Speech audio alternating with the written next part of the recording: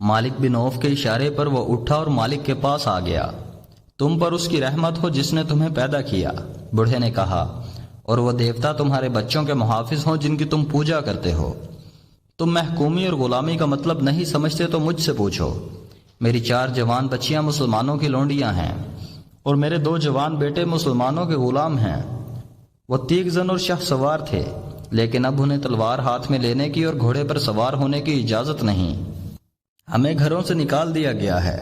کیا تمہیں یاد نہیں کہ قریش نے مدینہ کا محاصرہ کیا تھا تو مسلمانوں نے ارد گرد خندق کھود لی تھی۔ قریش اس خندق کو پھلانگ نہیں سکے تھے۔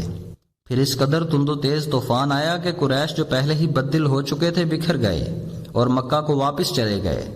جب مسلمانوں کے سر سے خطرہ ٹل گیا تو انہوں نے ان یہودیوں پر حلہ بول دیا جو ان کے ساتھ مدینہ میں امن سے رہتے تھے۔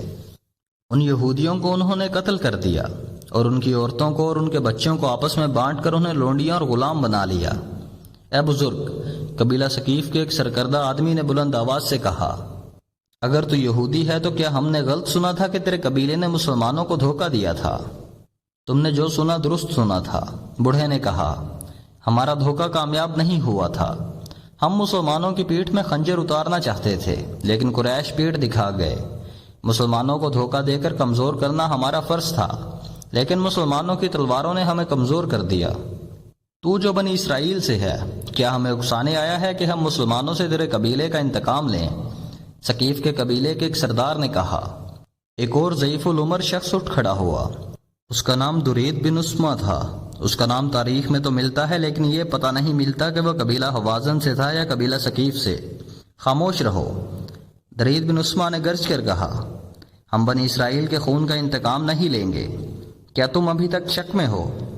کیا تم ابھی تک نہیں سمجھے کہ ہم نے مسلمانوں پر حملہ کر کے ان کا خون اپنی تلواروں کو نہ پلایا اور ان کے زخمیوں کو گھوڑوں تلے نہ روندا تو وہ ہمیں بھی قتل کر کے تمہاری بیٹیوں کو، تمہاری بہنوں کو اور تمہاری بیویوں کو اپنی لونڈیاں بنا لیں گے اور ہمارے بچوں کو اپنا غلام بنا لیں گے، اس سے پہلے کہ ان کے گھوڑے طائف کی گلیوں میں ہنہنائیں۔ کیا یہ اچھا نہیں ہوگا کہ ہمارے گھوڑے ان کی لاشوں کو مکہ کی گلیوں میں کچلتے پھریں؟ مالک بن عوف نے جوش سے لرزتی ہوئی آواز میں کہا، بنی اسرائیل کا یہ بزرگ ہماری پناہ میں آیا ہے۔ اس نے اپنے قبیلے کا جو انجام بتایا ہے میں تمہیں اس انجام سے بچانا چاہتا ہوں۔ اٹھو اور لات کے نام پر حلف اٹھاؤ کہ ہم محمد اور اس کے تمام پیروکاروں کو جنہوں نے مکہ کے تمام بت توڑ ڈالے ہیں ختم کر کے اپنی عورتوں کو منہ دکھائیں گے۔ اس زمانے میں جب اسلام کی کرنیں مکہ سے پھیل رہی تھی، عرب میں بت پرستی عام تھی۔ وہ خدا کو بھی مانتے تھے لیکن خدا تک رسائی حاصل کرنے کے لیے وہ بتوں کے آگے ہاتھ پھیلاتے تھے۔ ان کا عقیدہ تھا کہ بتوں کو راضی کیے بغیر خدا کو راضی نہیں کیا جا سکتا۔ بتوں کی خوشنودی کے لیے وہ کچھ رسمیں ادا کرتے تھے۔ طائف کے علاقے میں جس بت کو پوجا جاتا تھا اس کا نام لات تھا، جو انسانی یا حیوانی شکل کا نہیں تھا۔ وہ بہت بڑا پتھر تھا جسے چٹان کہا جا سکتا ہے۔ یہ چٹان باقاعدہ مربع شکل کی تھی۔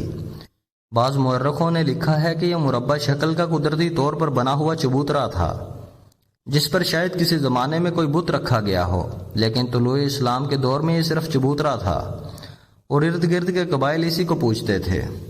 جنوری 230 عیسوی کی اس رات جب قبیلہ حوازن کے سردار قبیلہ ثقیف کی دعوت پر طائف آئے اور مالک بن عوف اور درید بن عثمہ انہیں مکہ پر حملے کے لیے اکسا رہے تھے، حوازن کے ایک سردار نے مشورہ دیا کہ کاہن کو بلا کر فال نکلوائی جائے اور پتہ چلے کہ ہمارا حملہ کامیاب ہوگا کہ نہیں۔ یہ فال تیروں کے ذریعے نکالی جاتی تھی جسے ازلام کہتے تھے۔ بہت سے تیر اکٹھے رکھے ہوتے تھے، کسی پر ہاں لکھا ہوتا تھا کسی پر نہیں۔ بت کا کوئی مجاور یا کاہن مذہبی پیشوا اس ترکش سے ایک تیر نکالتا اور دیکھتا تھا کہ اس پر ہاں لکھا ہے یا نہیں۔ یہ فال کا جواب ہوتا تھا۔ مجاور کی نسبت کاہن کو بہتر سمجھا جاتا تھا۔ کاہن دانش مند ہوتے تھے، ان کے پاس پر اثر اور دل میں اتر جانے والے الفاظ کا ذخیرہ ہوتا تھا اور ان کے بولنے کا انداز تو ہر کسی کو متاثر کر لیتا تھا۔ کاہن فال نکالے بغیر غیب کی خبریں دیا کرتے اور لوگ انہیں سچ مانا کرتے تھے۔ اگلی صبح حوازن اور ثقیف کے سردار ایک کاہن کے سامنے بیٹھے ہوئے تھے۔ ان میں سے کسی نے ابھی بات بھی نہیں کی تھی کہ کاہن بول پڑا، اگر میں غیب کی خبر دے سکتا ہوں اور آنے والے وقت میں بھی جھانک کر بتا سکتا ہوں کہ کیسا ہوگا اور کیا ہوگا، تو کیا میں یہ نہیں بتا سکوں گا کہ تمہارے دلوں میں کیا ہے؟ اس نے کہا، تم اپنی زبانوں کو ساکن رکھو اور میری زبان سے سنو کہ تم کیا کہنے آئے ہو۔ تم جس دشمن پر حملہ کرنے جا رہے ہو وہ یوں سمجھو کہ سویا ہوا ہے۔ اس نے مکہ پر قبضہ کیا ہے اور وہاں کے انتظامات سیدھے کر رہا ہے۔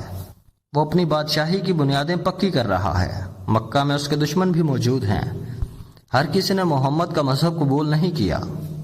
مقدس کاہن درید بن عثمان نے کہا، ہمیں یہ بتا کہ ہم محمد کو خبر ہونے سے پہلے اس کو دبوچ سکتے ہیں؟ کیا ہمارا اچانک حملہ مکہ کے مسلمانوں کو گھٹنوں بٹھا سکے گا؟ کاہن نے آسمان کی طرف دیکھا، کچھ بڑبڑایا اور پھر بولا، آنے والے وقت کے پردوں کو چاک کر کے دیکھا ہے۔ تمہارا حملہ اچانک ہوگا۔ مسلمانوں کو اس وقت پتہ چلے گا جب تمہاری تلواریں انہیں کاٹ رہی ہوں گی۔ کون ہے جو برستی تلواروں میں سنبھل کر اپنے آپ کو بچانے کی ترکیب کر سکتا ہے؟ یہی وقت ہے، یہی موقع ہے۔ مسلمان اگر سنبھل گئے تو تم اپنے